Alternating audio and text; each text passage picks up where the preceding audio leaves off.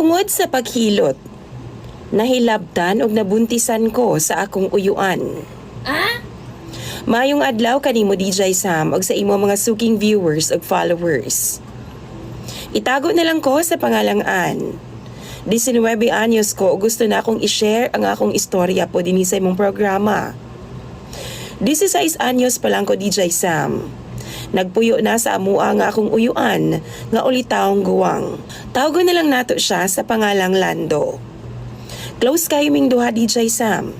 Sabay migkaon, ginatod ko niya sa akong eskwelahan, ug wa rapod na balaka nga akong inahan nga ibilin ko niya sa balay. Usa ka gabi ini ana, nagpahilot ang akong uyuan. Gipamaulan daw siya DJ Sam. Gingnan pod ko niya nga suhulan daw ko niya. Sa way pagduha-duha, gisunod na ako siya DJ Sam. Ug samtang gahilot ko niya, giingnan ko niya nga katulgo na daw siya. Pwede ba daw palungon daw nako ang suga? O gipalong pod nako. Pero sa pagbalik nako sa katre DJ Sam, gigakos ko niya o gihalukan og taman. Gisulayan ako sa pagsinggit. Apan gisampungan niya nga akong baba DJ Sam. Giingnan ko niya ang patyon. Nahadlo ko DJ Sam sa iyahang giingon. Wa na ko'y nahimo kundi gipasagda na lang nako siya. Gihubo niya nga akong gisulob nga mga sinina DJ Sam. Apil na nga akong shorts. Halos wa gyud ko'y suot nga iyang gipahigda dito sa katre. Gihimo niya tanan niyang gusto DJ Sam.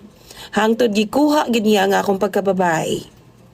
Nagilak na lang ko sa kasakit. Apan giingnan ko niya nga sa una lang daw na sakit.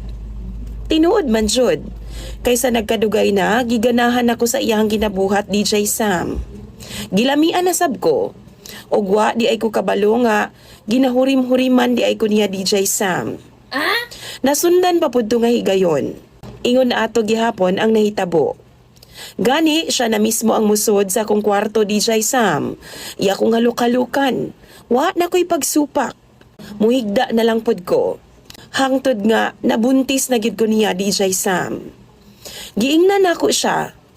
Pero iyaha gyapon kong ginasex bisan pagbuntis nako. Pero wa magdugay DJ Sam. Naibaw-an ni mama ang tanan. Pagkaibaw niya gipapriso gid niya ang akong uyuan. Milabay ang pipila ka buwan DJ Sam. Upat na kabuwan na nga akong tiyan. Nadagma ko sa among liguanan ug nakuhaan ko. Ug didto na po nagsugod ang akong laing problema DJ Sam. Sa paggawa sa akong gibuntis, gasigin akong pangita og lalaki nga ka-sex.